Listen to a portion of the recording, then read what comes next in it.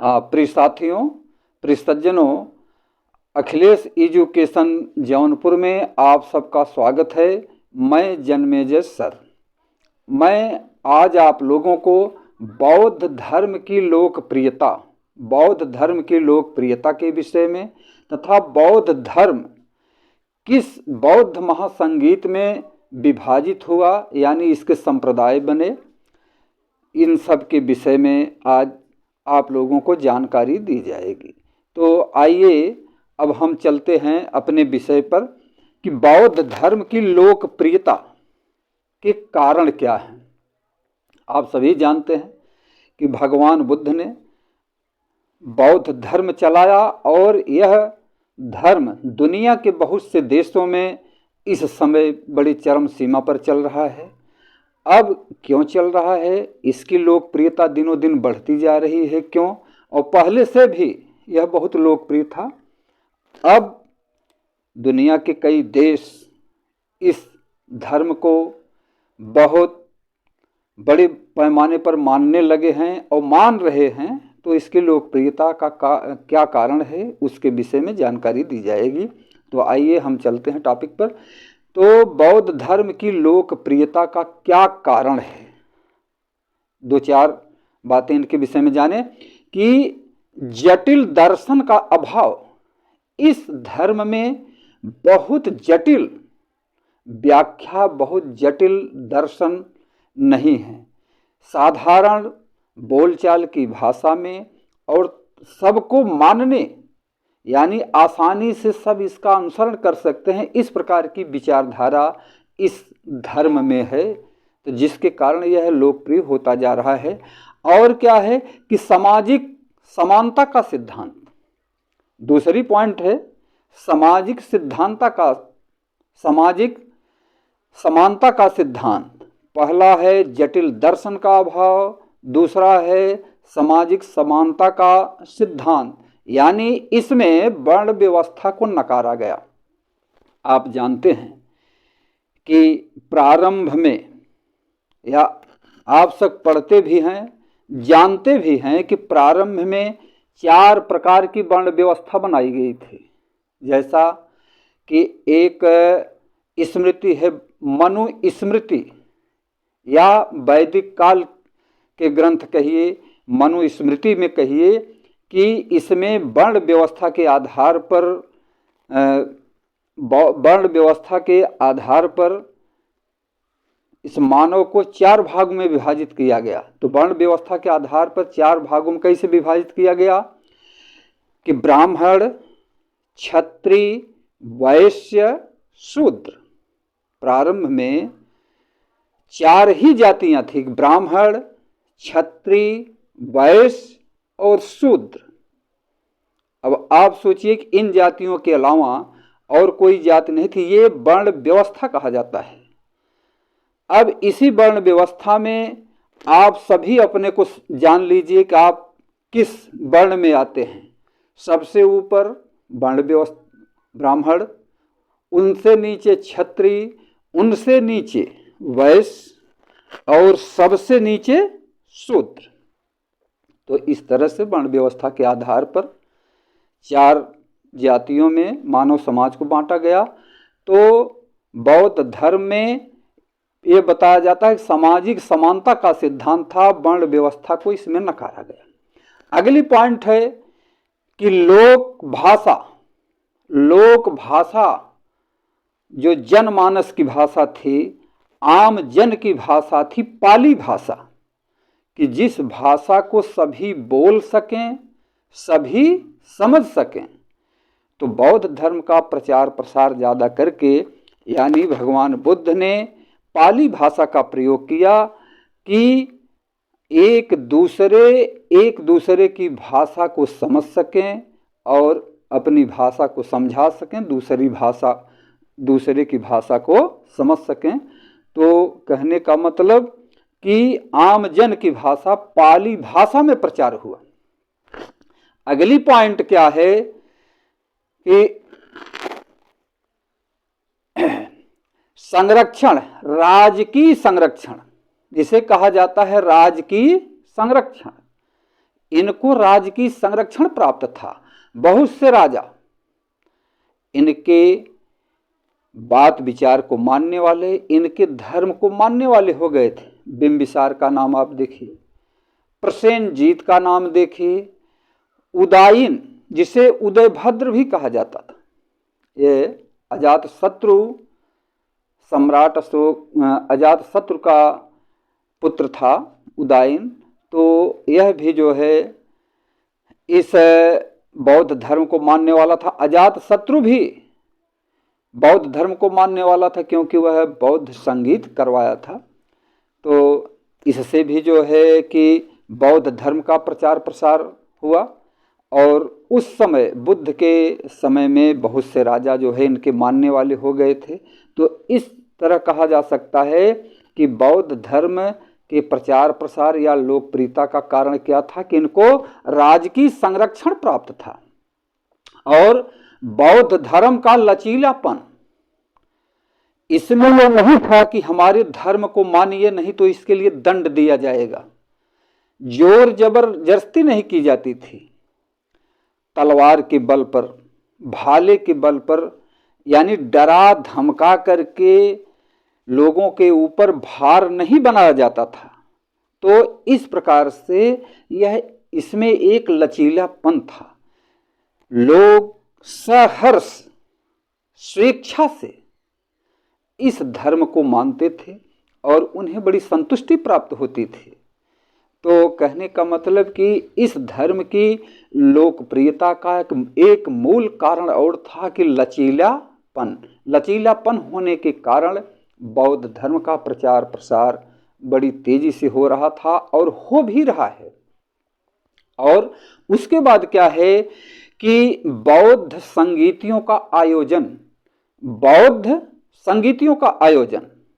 यानी बौद्ध महासभाओं का आयोजन आप सभी जानते हैं, किताबों में आपने पढ़ा है, पुस्तकों में, ग्रंथों में, किताबों में आपने पढ़ा है, या नहीं पढ़ा होगा तो इस वीडियो के माध्यम से आप सब लोगों को यह जानकारी भी प्राप्त होगी कि गौतम बुद्ध यानी महात्मा बुद्ध की मृत्यु के पश्चात 4 बौद्ध संगीतियों का आयोजन हुआ, 4 बौद्ध महासभाओं का आयोजन हुआ, जिसमें देश विदेश दुनिया के बहुत से देशों के प्रकांड विद्वान, साहित्यकार, दार्शनिक एकत्र हुआ करते थे।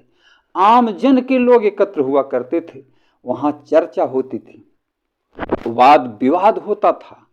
तो इससे भी इस धर्म का प्रचार प्रसार हुआ और इस धर्म की लोकप्रियता भी बढ़ी। तो इस तरह से कहा जाता है कि बौद्ध धर्म की लोकप्रियता के क्या क्या कारण थे, क्या क्या बिंदु थे कि नंबर 1, जटिल दर्शन का अभाव। बौद्ध धर्म की लोकप्रियता के कारण जटिल दर्शन का अभाव, सामाजिक समानता का सिद्धांत अर्थात सामाजिक समानता का सिद्धांत, इसमें वर्ण व्यवस्था को नकारा गया। और लोक भाषा पाली भाषा का प्रयोग, राजकीय संरक्षण और बौद्ध धर्म का लचीलापन तथा बौद्ध संगीतियों का आयोजन, इस तरह से बौद्ध धर्म की लोकप्रियता दिनों दिन बढ़ती गई। अब देखिए कि बौद्ध संगीतियों का आयोजन आपको मालूम है, बताया भी जा चुका है। 1 मिनट में हम इसकी जो है चर्चा कर लेते हैं कि प्रथम, द्वितीय, तृतीय बौद्ध संगीत। महात्मा बुद्ध की मृत्यु के बाद 4 बौद्ध संगीतियाँ हुई। प्रथम बौद्ध संगीतियाँ यानी बौद्ध महासभाएं, प्रथम, द्वितीय, तृतीय और चतुर्थ, महात्मा बुद्ध की मृत्यु के पश्चात 483 में 483 ईसा पूर्व, 300 वर्ष बाद 383 ईसा पूर्व, फिर 250 ईसा पूर्व में, और चौथी बौद्ध संगीत पहली शताब्दी माने 100 ईस्वी या 102 ईस्वी में, वो प्रथम शताब्दी है। जैसे अब शताब्दी क्या होता है? शताब्दी को सती भी कहते हैं। सदी, शताब्दी को सदी भी कहा जाता है। ये 100 वर्ष का समय होता है। जैसे 2000 सन 2000 के बाद, सन 2000 के बाद हम किस सदी में चल रहे हैं या किस शताब्दी में चल रहे हैं। जैसे इस समय सन 2023 चल रहा है, तो यह कौन सी सदी चल रही है? 2000 के बाद 21वां लग जाएगा, 21वां हो जाता है। तो कहने का मतलब कि हम इस समय 21वीं सदी में चल रहे हैं। तो चौथी बौद्ध संगीत प्रथम शताब्दी में, यानी 100 ईस्वी के बाद, 100, 101, 102 में चौथी बौद्ध संगीत का आयोजन हुआ। तो जब चौथी बौद्ध संगीत का आयोजन हुआ, चौथी बौद्ध संगीत का आयोजन हुआ प्रथम शताब्दी में, तो उस बौद्ध संगीत में बौद्ध धर्म 2 संप्रदायों में विभक्त हो गया। कितने संप्रदायों में? 2। और उन 2 संप्रदायों के नाम क्या हैं? हीनयान और महायान। हीनयान और महायान। तो बौद्ध धर्म 2 संप्रदायों में विभक्त हुआ। बौद्ध धर्म के 2 संप्रदाय कौन? हीनयान और महायान। हीनयान और महायान, ये हीनयान और महायान 2 संप्रदाय बने ये चौथी बौद्ध संगीत में, यानी चौथी बौद्ध महासभा में। अब आप तुरंत अपना दिमाग दौड़ाते होंगे या तुरंत इस पॉइंट पर आप पहुंच गए होंगे कि चौथी बौद्ध संगीत कब हुई थी? चौथी बौद्ध संगीत का आयोजन कब हुआ? चौथी बौद्ध संगीत का आयोजन पहली शताब्दी में, पहली शताब्दी यानी 100 ईस्वी, 101, 102, यानी कहने का मतलब कि पहली शताब्दी में। और किसके शासनकाल में? किसके शासनकाल में? कनिष्क के शासनकाल में कुषाण वंश का संस्थापक, यानी कुषाण वंश का तीसरा सबसे प्रतापी शासक किसके शासनकाल में? ये चौथी बौद्ध संगीत हुई कनिष्क के शासनकाल में। कनिष्क, ये प्रथम शताब्दी में कनिष्क के शासनकाल में। आप सब जानते हैं, प्रायः प्रश्न पूछा जाता है, कनिष्क किस वंश का था? कुषाण वंश का। ये कुषाण वंश का तीसरा सबसे प्रतापी शासक था। और ये कुषाण जो है ये विदेशी शासक थे। आप ये देखिए कि इस देश में आने वाले विदेशी शासक जिन्होंने बौद्ध धर्म को अपनाया, बौद्ध धर्म से प्रभावित हुए, तो यह कनिष्क के शासनकाल प्रथम शताब्दी में चौथी बौद्ध महासंगीत का आयोजन हुआ। और कनिष्क कुषाण वंश का तीसरा प्रतापी शासक था। और यह विदेशी शासक थे। इस वंश के लोग विदेशी शासक थे। और कहाँ के रहने वाले थे? ये चीन के यूची या तैचेरियन कबीले के लोग थे। चीन, ये कुषाण कहाँ, यानी कनिष्क कुषाण वंश का तीसरा सबसे प्रतापी शासक, और कहाँ के रहने वाले थे? ये चीन के यूची, चीन देश के यूची या ताओचेरियन कबीले के लोग थे। यूची या ताओचेरियन, यूची या ताओचेरियन कबीले के लोग थे। कहाँ? चीन देश। अब भारत के नक्शे में आप देखिए कि भारत का नक्शा जब आप देखते हैं तो भारत के उत्तर में चीन है, और ये चीन देश के रहने वाले कनिष्क चीन देश का रहने वाले, इसके वंशज चीन देश के रहने वाले थे। तो कहने का मतलब कि इस तरह से हमारे देश के बौद्ध धर्म का प्रभाव चीन देश की ओर भी चला। तो आगे देखते हैं कि चीन देश के यूची ताओचेरियन कबीले के लोगों को कुषाण वंश कहा जाता है। तो इस तरह से यह एक विदेशी शासक था जो हमारे देश में आकर के शासन की, क्योंकि उस समय देश जो है छोटे छोटे महाजनपदों में बटा हुआ था और ये आपस में लड़ते भिड़ते रहते थे और विदेशी लोग इसका फ़ायदा उठा करके एक दूसरे को हरा करके उनके राज्य को हड़प यानी अपने अधीन कर लेते थे। और इस तरह से विदेशी लोग धीरे धीरे जो है अपने देश भारत में आ गए। तो कनिष्क राज्यारोहण के समय, कनिष्क जब राज सिंहासन पर बैठा, कहने का मतलब कि कनिष्क के राज्यारोहण के समय कुषाण वंश का विस्तार कहाँ कहाँ था, कहाँ तक था, तो इसके विषय में भी हम थोड़ा सी जानकारी प्राप्त कर लेते हैं कि अफगानिस्तान सिंधु का बैक्ट्रिया क्षेत्र, अफगानिस्तान। अब अफगानिस्तान को आप जब भारत के नक्शे में देखेंगे तो भारत के बाद उत्तर पश्चिमी क्षेत्र की ओर यह अफगानिस्तान देश पड़ता है। तो पहले पाकिस्तान भी अपने ही देश का हिस्सा था, उसके बाद अफगानिस्तान, फिर सिंध नदी बहती है भारत के जो है उत्तर पश्चिमी क्षेत्र से होकर के। तो सिंध प्रांत या सिंध क्षेत्र का बैक्ट्रिया भाग, सिंध क्षेत्र का बैक्ट्रिया भाग और पार्थिया वहां तक कनिष्क के वंश यानी कुषाण वंश का शासक था। कहां तक? अफगानिस्तान, सिंध प्रांत का बैक्ट्रिया और पार्थिया भाग, ये सब कुषाण वंश के अधीन थे। कहने का मतलब कि वहां तक कुषाण वंश का राज्य विस्तार था।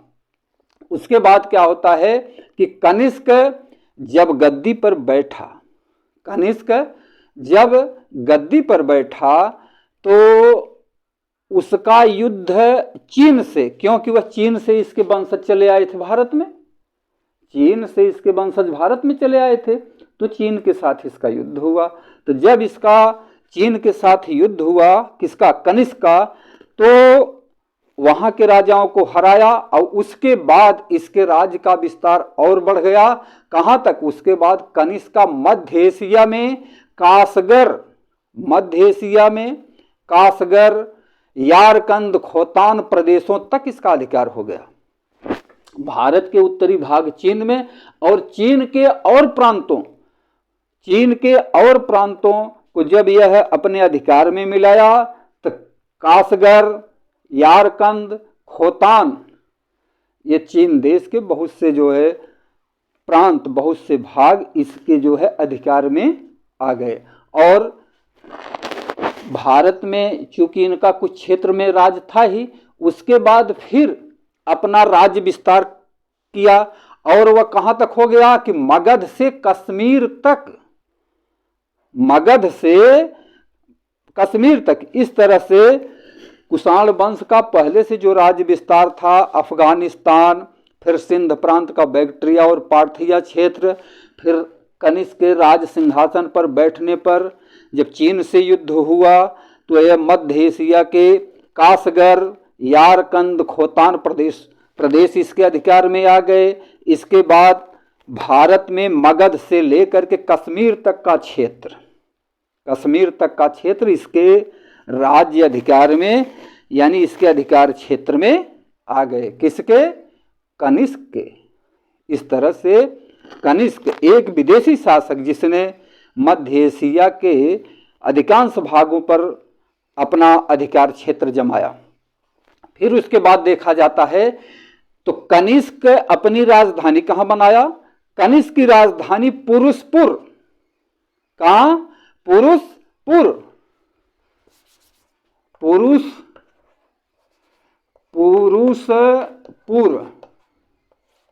इसे पुष्कलावती भी कहा जाता था। पुष्कलावती।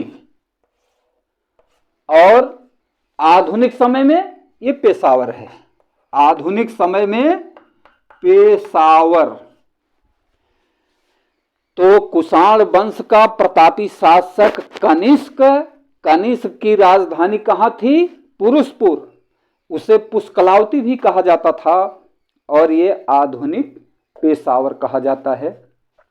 तो कनिष्क का इतना बड़ा राज्य विस्तार था और यह बौद्ध धर्म का अनुयायी बना। अब यह बौद्ध धर्म का अनुयायी बना कैसे कि महान दार्शनिक, संगीतज्ञ अश्वघोष के संपर्क में आने पर, महान दार्शनिक संगीतज्ञ अश्वघोष के संपर्क में आने पर कनिष्क बौद्ध धर्म का मतानुयायी बन गया, यानी बौद्ध धर्म का अनुयायी बन गया। और जब बौद्ध धर्म का अनुयायी यह बन गया तो इसे इतिहास में या ग्रंथों में द्वितीय अशोक के नाम से जाना जाता है। द्वितीय अशोक, एक अशोक का नाम आप और जानते हैं, लेकिन कनिष्क को किस नाम से जाना जाता है? द्वितीय अशोक। द्वितीय, इसे द्वितीय अशोक के नाम से जाना जाता है। तो जब यह बौद्ध धर्म का अनुयायी हो गया तब इसने बौद्ध धर्म के और प्रचार प्रसार के लिए और अधिक से अधिक लोग इस धर्म को जाने, इसके क्रियाकलाप को जाने, इनके सिद्धांत को जाने, इनके आदर्शों को जाने, तो उसने बौद्ध संगीत का आयोजन कराया। और यह बौद्ध संगीत कौन सी बौद्ध संगीत हुई? यह चौथी बौद्ध संगीत हुई प्रथम शताब्दी में। और यह चौथी बौद्ध संगीत का आयोजन किसके कार्यकाल में? कनिष्क के कार्यकाल में। और यह हुआ कहाँ? कश्मीर। कहाँ? कश्मीर। कश्मीर भी कहते हैं कि कुंडल वन में। कुंडल वन में, कश्मीर के कुंडल वन में चौथी बौद्ध संगीत का बौद्ध महासभा का आयोजन हुआ। और उस बौद्ध महासभा के अध्यक्ष कौन थे? वसुमित्र। वसुमित्र ये अध्यक्ष थे। कहने का मतलब सभापति। सभापति। और उपाध्यक्ष कौन थे? अश्वघोष। अश्वघोष उपाध्यक्ष। उपाध्यक्ष या यूं कहिए उप सभापति। तो चौथी बौद्ध संगीत का आयोजन कहाँ हुआ? किसके शासनकाल में?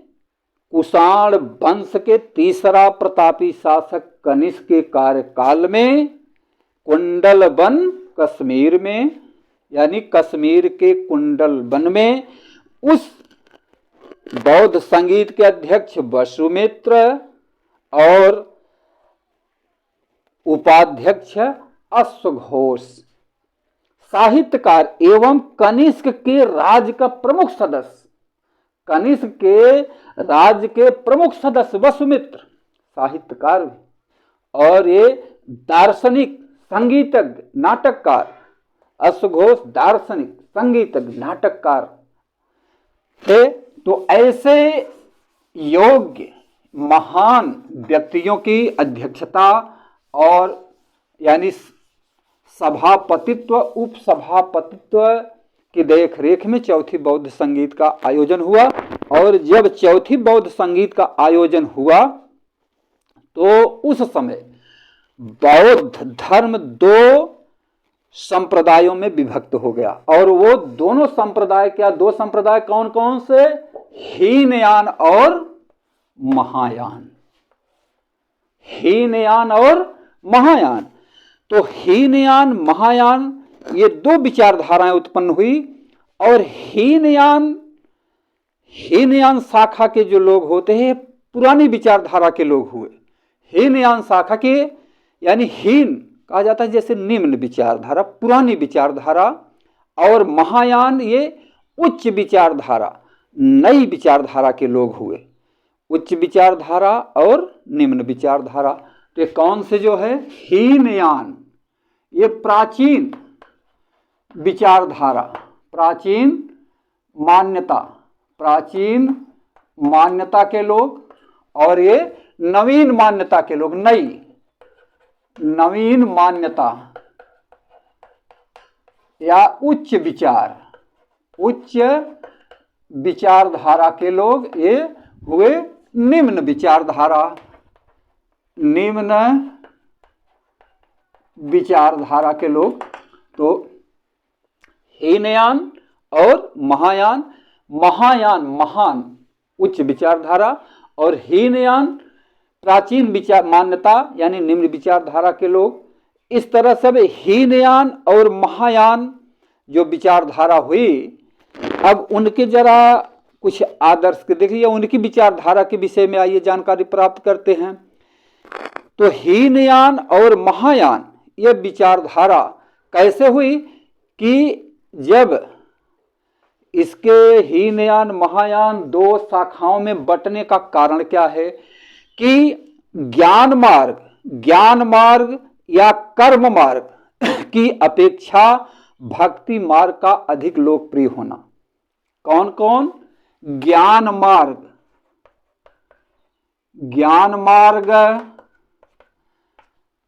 कर्म मार्ग, ज्ञान मार्ग कर्म मार्ग की अपेक्षा, ज्ञान मार्ग कर्म मार्ग की अपेक्षा भक्ति मार्ग का अधिक लोकप्रिय होना। तो ज्ञान मार्ग और कर्म मार्ग की अपेक्षा भक्ति मार्ग अधिक लोकप्रिय होने लगा। और इस तरह से बौद्ध धर्म दो संप्रदायों में विभक्त हुआ। और दो संप्रदाय कौन कौन? हीनयान और महायान। हीनयान और महायान। अब आइए इनके विषय में थोड़ी सी जानकारी प्राप्त कर लेते हैं। तो हीनयान और महायान।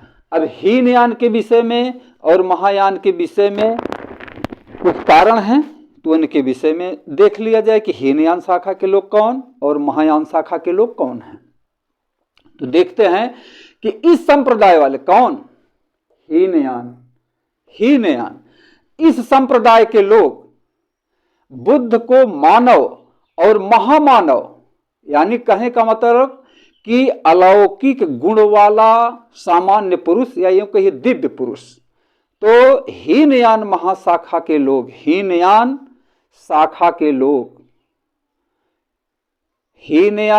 शाखा के बौद्ध भिक्षु बुद्ध को मानव एवं महामानव कहने का मतलब कि अलौकिक शक्ति वाला पुरुष मानते थे।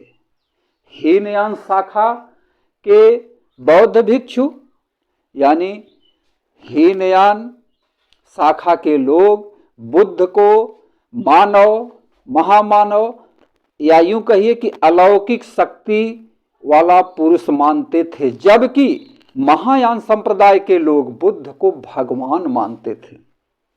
क्या मानते थे? बुद्ध को भगवान मानते थे। और ये क्या मानते थे? मानव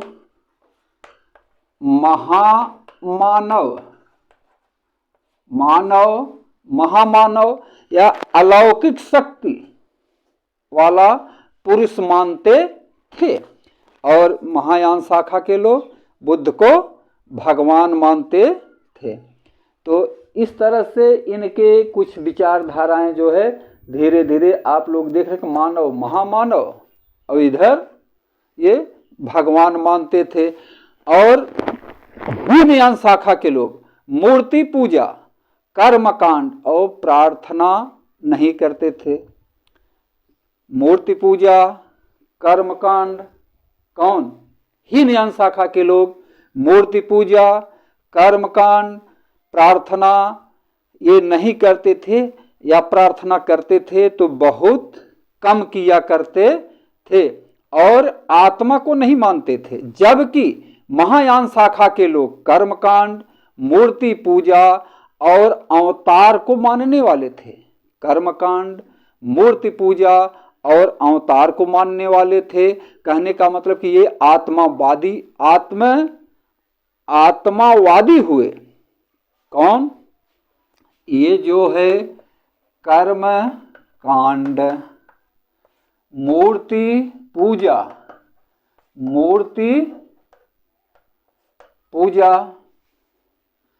ये मानते थे, और ये इसको नहीं मानते थे। मूर्ति पूजा,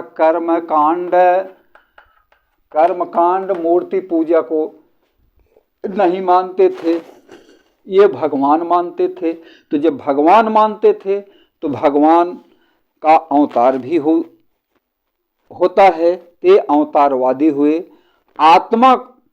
आत्मा परमात्मा जैसे कहा जाता है कि आत्मा और परमात्मा, तो ये आत्मावादी हुए, अवतारवादी हुए। क्या हुआ? कर्मकांड, मूर्ति पूजा और अवतारवादी हुए। भगवान को मानते थे तो भगवान का अवतार होता है, तो कहने का मतलब कि ये अवतारवादी हुए। आत्मा को मानते थे स्वर्ग और नरक के आधार पर, स्वर्ग और नरक के आधार पर अवतार को मानते थे, आत्मावादी हुए। कहने का मतलब कि आत्मा को भी मानते थे। जबकि ये सब चीजें हीनयान शाखा के लोग नहीं मानते थे, यानी ये आत्मा को नहीं मानते थे। मानव अपने श्रेष्ठ कर्म से निर्वाण को प्राप्त कर सकता है। किसके अंतर्गत? इसके अंतर्गत, हीनयान शाखा के अंतर्गत ये श्रेष्ठ कर्म। कौन?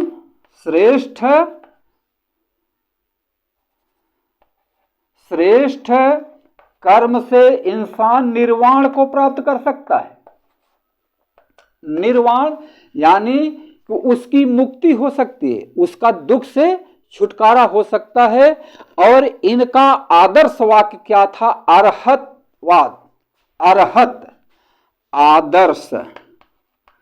इनका आदर्श, हीनयान का आदर्श क्या था? अरहत पद। यानी कि कोई भी साधारण इंसान, सामान्य पुरुष अपने श्रेष्ठ कर्मों से अरहत को प्राप्त कर सकता है, निर्वाण को प्राप्त कर सकता है। यानी कि दुख से छुटकारा, मुक्ति प्राप्त कर सकता है। तो इनमें अरहत पद को प्राप्त करना, यानी अपने साधना के बल से अरहत को प्राप्त करना, यानी कि दुख से मुक्ति, दुख से छुटकारा पाने के लिए इनमें अरहत पद को महान माना गया। इनका आदर्श था अरहत को प्राप्त करना। और जबकि इनका आदर्श था बोधिसत्व। इनका आदर्श क्या था? बोधिसत्व।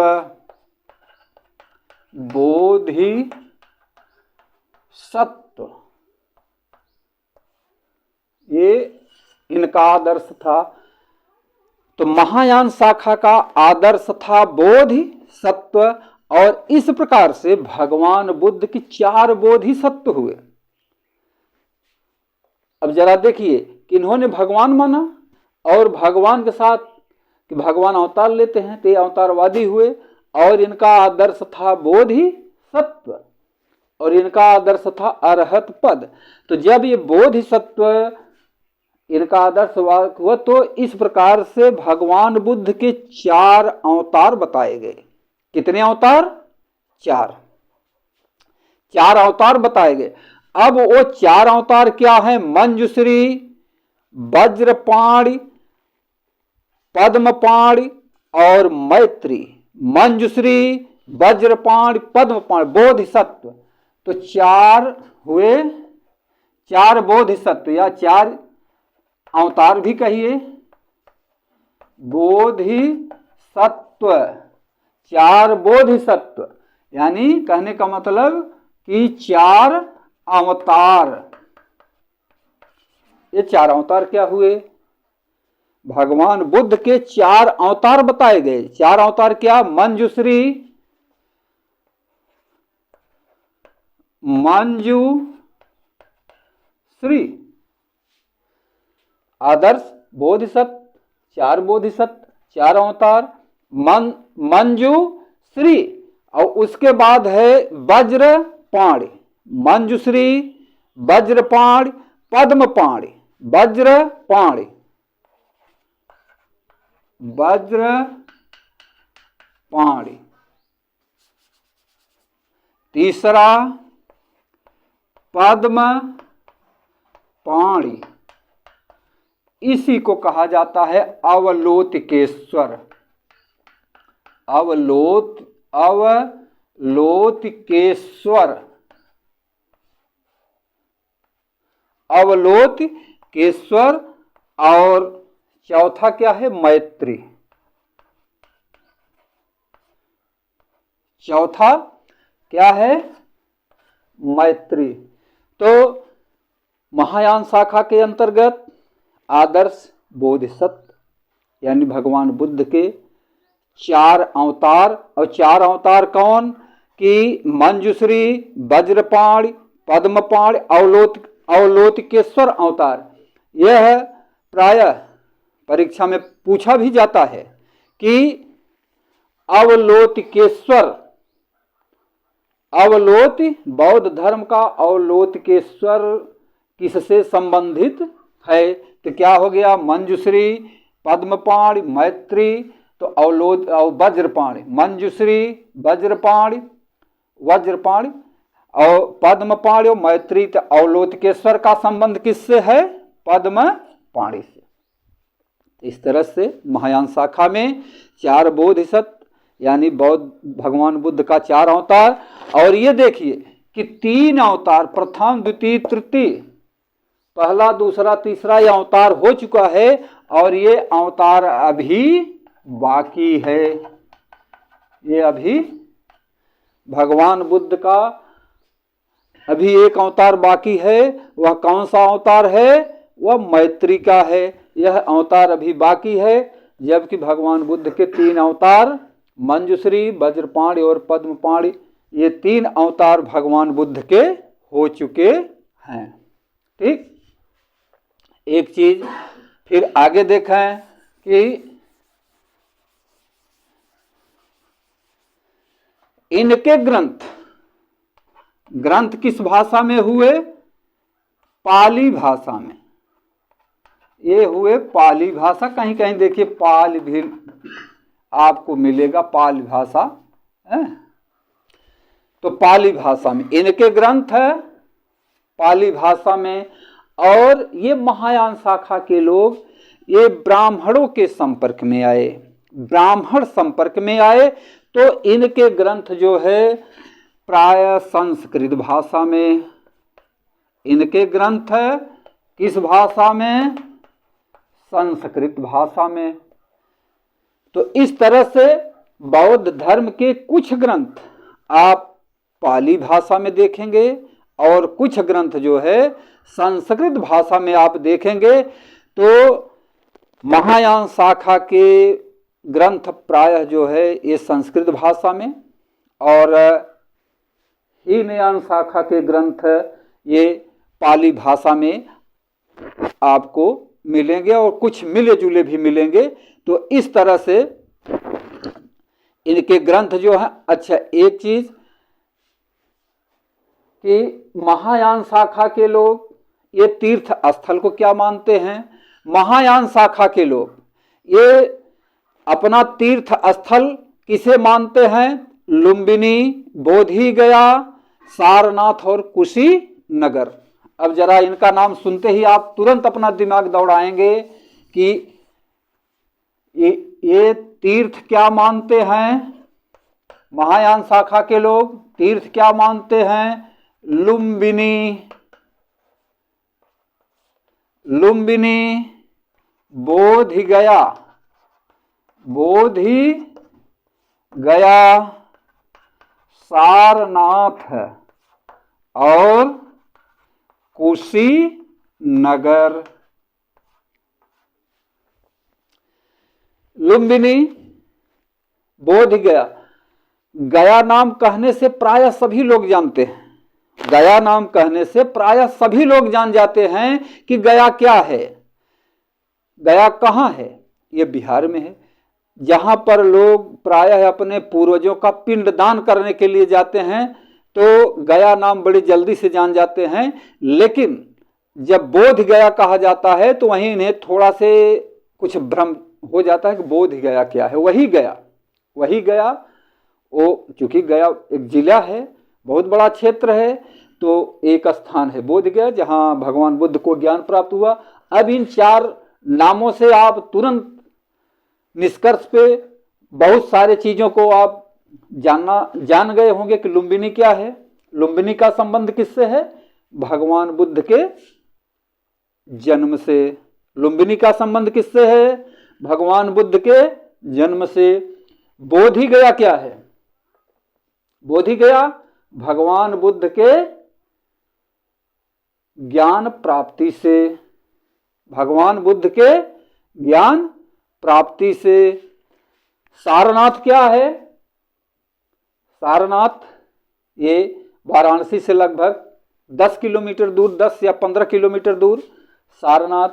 सारनाथ जहाँ भगवान बुद्ध ने प्रथम उपदेश 5 लोगों को, 5 लोग कौन? 5 ब्राह्मण मित्रों को प्रथम उपदेश, जिसे कहते हैं धर्म चक्र प्रवर्तन। कहीं कहीं परिवर्तन लिखा रहता है। तो सारनाथ प्रथम उपदेश 5 ब्राह्मण मित्रों को प्रथम उपदेश, धर्म चक्र प्रवर्तन, और ये कुशीनगर। मेरे बताने से पहले आप लोग स्वयं समझ गए होंगे कि कुशीनगर का संबंध भगवान बुद्ध से किस रूप में है।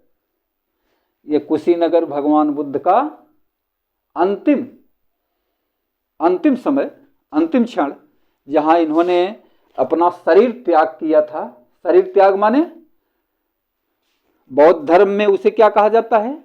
महापरिनिर्वाण। तो निर्वाण पर भगवान बुद्ध ने बहुत जोर दिया है कि निर्वाण माने दुख से छुटकारा, दुख से छुटकारा को मुक्ति शब्द, दुख से छुटकारा, मुक्ति होना, कि जब दुख से छुटकारा मिल जाए तो वही मुक्ति है। तो यह महायान शाखा के लोग जो है तीर्थ मानते हैं, लुम्बिनी है भगवान बुद्ध का जन्म स्थल नेपाल की तराई में, और बोधि जहाँ उन्हें ज्ञान प्राप्त हुआ। और किस तिथि को? बैसाख पूर्णिमा। बैसाख पूर्णिमा, बैसाख पूर्णिमा को इन्हें ज्ञान प्राप्त हुआ। सारनाथ इन्होंने धर्मचक्र प्रवर्तन यहाँ उपदेश दिया, और कुशीनगर जहाँ भगवान बुद्ध ने अपना शरीर का त्याग किया। तो अब देखिए कि इनका प्रचार प्रसार कहाँ हुआ। महायान शाखा के लोग जो बुद्ध मूर्ति पूजक और भगवान को यानी बुद्ध को भगवान मानते थे, इस तरह से इस शाखा के लोगों का प्रचार प्रसार कहाँ हुआ? तो हीनयान शाखा के लोगों का प्रचार प्रसार कहाँ हुआ? प्रचार प्रसार इनका प्रचार प्रसार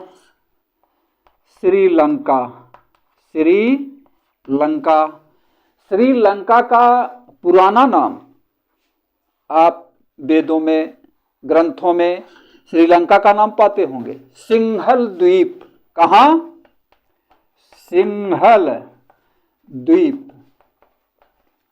इसको भी जानकारी ये किताबों में खोजेंगे तो मिलेगा।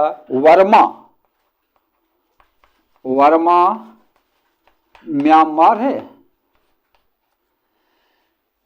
श्रीलंका, श्रीलंका का प्राचीन नाम, पुराना नाम ये क्या है? सिंहल द्वीप। Burma, Myanmar, Thailand, Cambodia. कहाँ? Thailand, Cambodia. ये प्रचार प्रसार हीनयान शाखा के लोग श्रीलंका, सिंहल द्वीप, बर्मा, थाईलैंड, कंबोडिया। और महायान शाखा का प्रचार, महायान शाखा का प्रचार इनका जो है चीन, तिब्बत, जापान, इधर उत्तरी दिशा में। कहने का मतलब कि इनका प्रचार प्रसार पहले श्रीलंका में, कि बौद्ध धर्म, जब अशोक ने बौद्ध धर्म अपनाया तो अपने पुत्र महेंद्र यानी युवराज, युवराज महेंद्र, उनके पुत्र महेंद्र कहे जाते, लेकिन वो युवराज राजकुमार महेंद्र और पुत्री सिंह मित्रा को लंका के लिए भेजा। तो इस प्रकार से ये भारत का ये बौद्ध धर्म विदेशों में, भारत का बौद्ध धर्म विदेशों, तो उस समय जो शासक हुआ करते थे कई देशों को, जैसे कि आपने देखा भारत था ही, पाकिस्तान पहले भारत में ही था, अफगानिस्तान भी भारत में बहुत पहले था। तो इस तरह से अफगानिस्तान की सीमा सिंध नदी वगैरह सब भारत में थी। अफगानिस्तान, पाकिस्तान ये सब भारत के ही भाग थे। और उसके बाद जो शासक हुए वे लंका पर भी, चीन पर भी, एशिया के बहुत से भूभागों पर उनके शासन हुआ करते थे। तो इस तरह से भगवान बुद्ध का धर्म भारत की बाहर विभिन्न देशों में ये फैलता गया। तो महायान शाखा के लोग कहाँ? चीन, तिब्बत, जापान, कोरिया, और इस तरह से इनका प्रचार प्रसार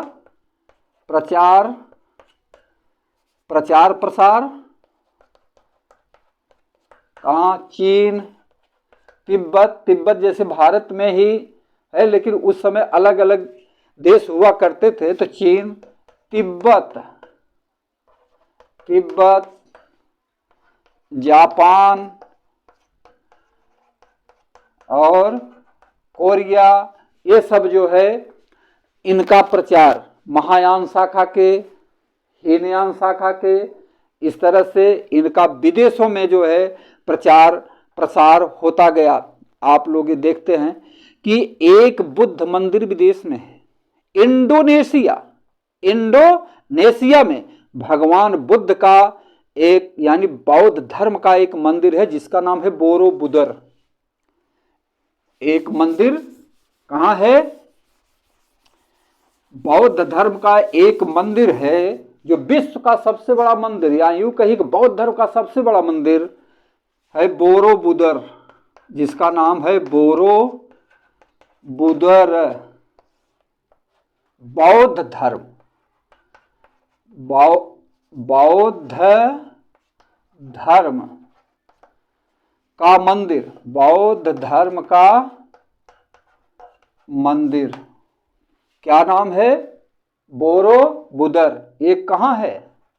इंडोनेशिया में, इंडोनेशिया। अब आप देखें कि भारत का यह धर्म, बौद्ध धर्म का जन्म भारत में हुआ, लेकिन ये विदेशों में छा, क्योंकि विदेश के लोग इस धर्म को अपनाए। आज दुनिया के चरम पर चल रहे हैं, वो दुनिया के चरम पर चल रहे हैं। क्यों? कि वहाँ अंधविश्वास, जातिवाद, ऊंच नीच की भावनाएं नहीं, एक दूसरे के साथ मिलजुल कर रहने वाले। और बुद्ध धर्म जहाँ जहाँ गया आज वो हमसे बहुत आगे निकल गए। तो इस तरह से साथियों आपने देखा कि बौद्ध धर्म की लोकप्रियता और बौद्ध धर्म के दो संप्रदाय, हीनयान, महायान संप्रदाय, दो संप्रदायों में बौद्ध धर्म विभक्त हुआ। और किस बौद्ध संगीत में? चौथी बौद्ध संगीत में बौद्ध धर्म दो संप्रदायों में विभक्त हुआ, हीनयान और महायान संप्रदाय में। तो और इनका प्रचार प्रसार कहाँ हुआ? ये कनिष्क के शासनकाल में। और कनिष्क का शासनकाल जो था वह प्रकांड विद्वानों से परिपूर्ण था। तो कनिष्क के शासनकाल में देखिए कुछ प्रमुख विद्वान, कनिष्क के शासनकाल में चूंकि परीक्षा में बहुत पूछा जाता है, यह परीक्षा में बहुत पूछा जाता है कनिष्क का शासनकाल। चूंकि आप परीक्षा की तैयारी कर रहे हैं, साथ ही साथ बौद्ध धर्म के विषय में जान रहे हैं, कनिष्क शासन या कनिष्क दरबार। देखिए कनिष्क दरबार के प्रकांड विद्वान उस समय कौन हुआ करते थे? वसुमित्र। कनिष्क दरबार के विद्वान वसुमित्र, अश्वघोष,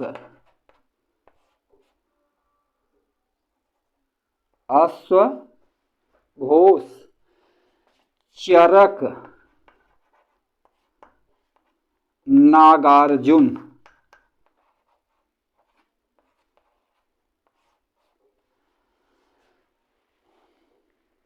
वसुमित्र, अश्वघोष, चरक, नागार्जुन और इस तरह से ये विश्वविख्यात विद्वान, दार्शनिक, संगीतज्ञ, नाटककार।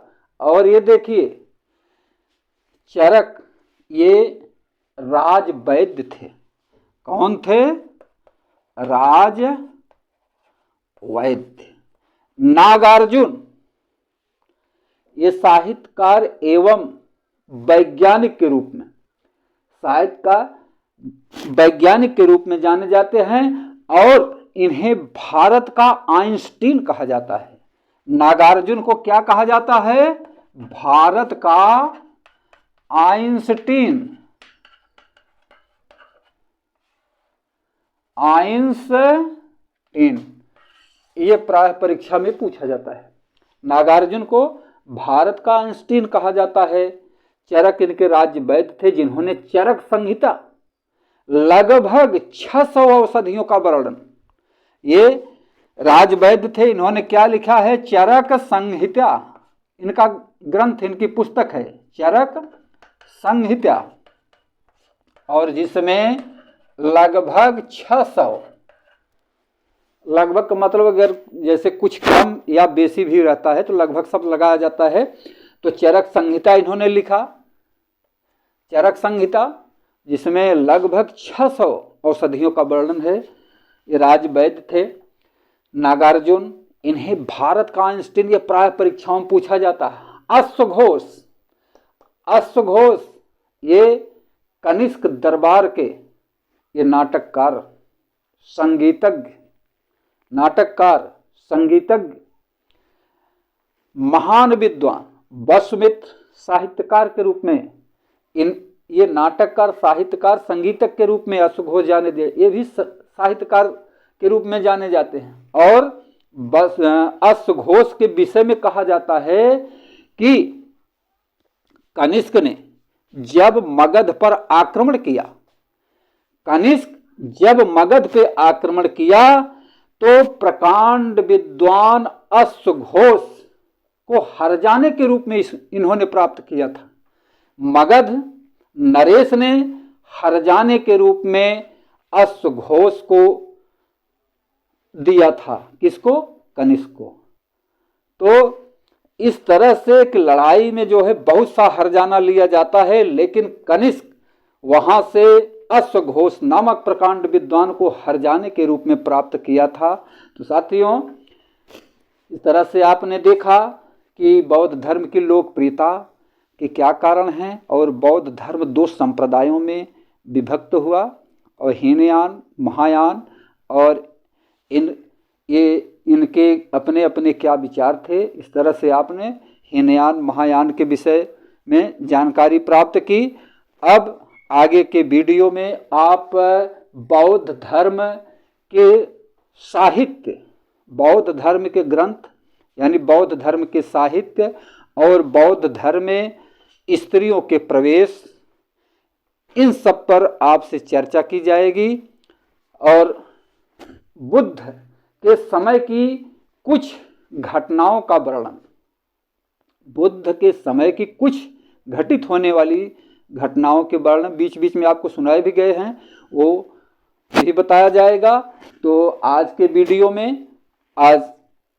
वीडियो में यहाँ तक आपने देखा।